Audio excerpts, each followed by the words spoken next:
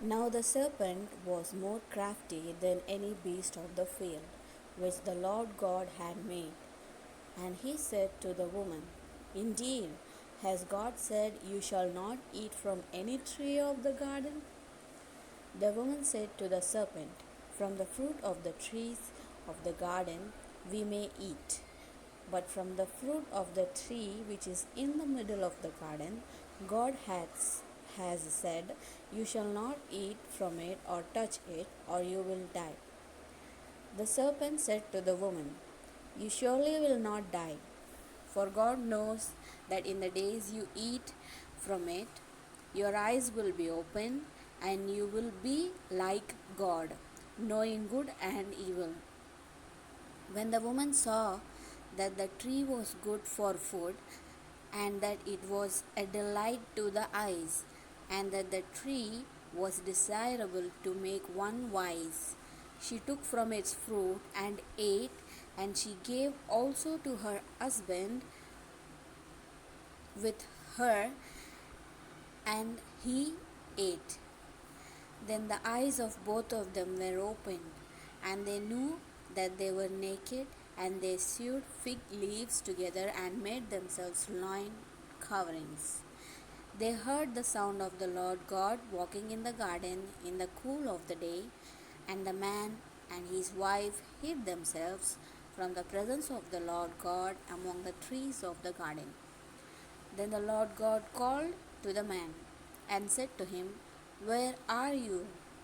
He said, I heard the sound of you in the garden, and I was afraid because I was naked, so I hid myself. And he said, Who told you that you were naked? Have you eaten from the tree of which I commanded you not to eat? The man said, The woman whom you gave to be with me, she gave me from the tree, and I ate.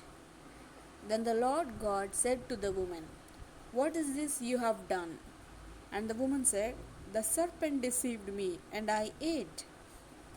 The Lord God said to the serpent, Because you have done this, cursed are you more than all cattle, and more than every beast of the field. On your belly you will go, and dust will eat all the days of your life. And I will put enmity between you and the woman, and between your seed and her seed. He shall bruise you on the head, and you shall bruise him on the heel.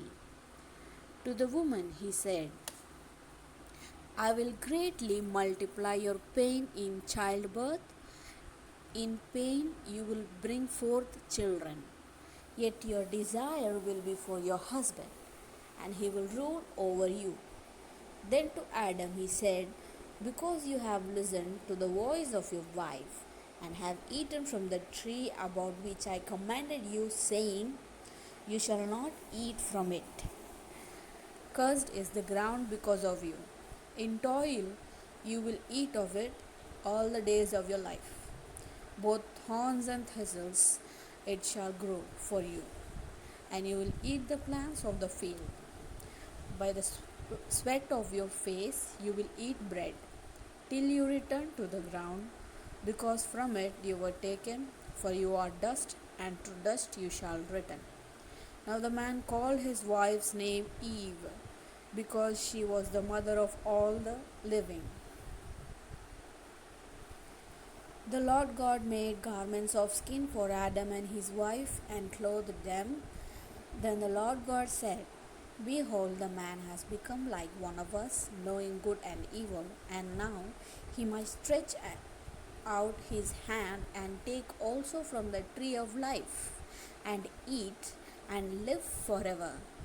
Therefore the Lord God sent him out from the Garden of Eden to cultivate the ground from which he was taken. So he drove the man out, and at the east of the Garden of Eden, he stationed the cherubim and the flaming sword which turned every direction to guard the way to the tree of life.